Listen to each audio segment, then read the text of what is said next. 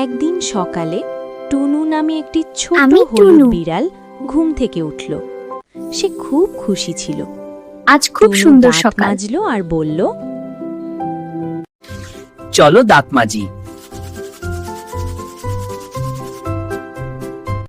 তারপর সে রান্নাঘরে দুধ গিয়ে কোথায়? দুধ খুঁজল।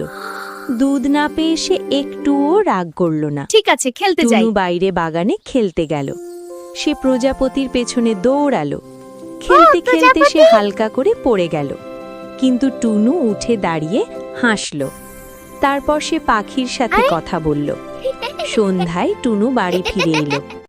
রাতে সে ঘুমাতে গিয়ে বলল, আজকের দিনটা খুব সুন্দর ছিল। আমি ঠিক আছি।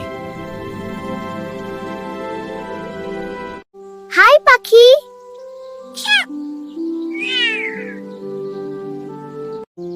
দিনটা খুব মজার।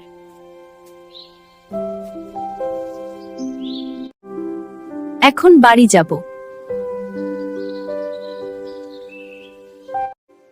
শুভরাত্রি।